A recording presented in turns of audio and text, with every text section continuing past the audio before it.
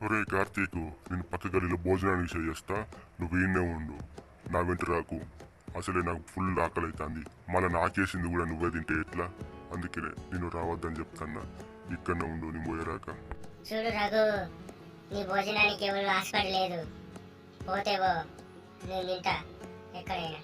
నీకెందుకు, నన్ను ఇన్వాల్వ్ చేయొద్దు నీ భోజనం విషయంలో. సరే సరే, మంచిది. నువ్వెప్పుడు నన్నే కంట పెట్టుకుంటావు. నిన్ను ఎప్పుడు కంట్లోనే పెట్టుకోవాలి, లేకపోతే నువ్వు నాకు ఇష్టం భోజనం కూడా నువ్వే తింటావు ఎప్పుడు. నాకు కానీ టిక్కరేగాలి, నీ సంగతి చెప్తా రాగుగా. ఓ అబ్బో, నేను కోపం వేసినట్టుండి పోతా. అరే కర్రోడా, నువ్వు రాకురా, ఇలా నేను ఒక్కనే పడుకుంటా. ఈ పొట్టిదానికి ఊక కోపం వస్తుంది. కాసేపు పడుకుంటా అంటే సోటిగానే అయ్యేది. వీడొకడు నన్ను అర్థం చేసుకోడు. ఇలా నీ ఎచ్చవుని దాన్ని ఇలా పడుకుంటా అంటే వాడు మళ్ళా వచ్చి నన్నే అంటాడు.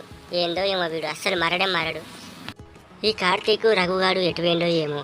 పొద్దుగలనక వేర్రు, ఇంకా అత్తలేరు. నేనేమో ఈయన ప్యాంట్ కింద పడుకున్నా. ఇక్కడ మొత్తం కలర్ పూసారు. మొత్తం అంటినట్టుంది నా బట్టలకి. ఎలాగైనా వాళ్ళని కనిపెట్టి తీరాలి. ఈ పొద్దు బాగా నిద్రచి పాడైతుంది.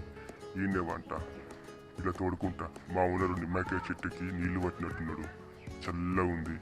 కాసేపు ఈ మట్టిలో తోడుకొని కాసేపు ఒక కొనుక్కు తీస్తే ఇక ఆ రోజే వేరు, చాలా బాగుంటుంది. ఇక్కడ పడుకున్నామంటే రోజు చెత్త ఊడ్చిపెట్టి 2 రోజులు చెత్త మొత్తం దొబ్బేసి మంచిగా తోడుకొని వంట. పుల్లు నిద్రస్తుంది.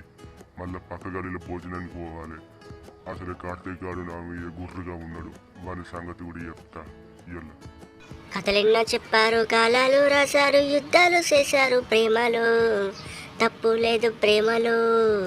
వీళ్ళెటు వేరు ఏమో, పొద్దుగలనికి వేర్రు. ఇంకా అట్లరు ఎండ తిరిగి చంపుతుంది. ఏడన్నా వందమంటూ సుర్రు అనేటట్టుంది.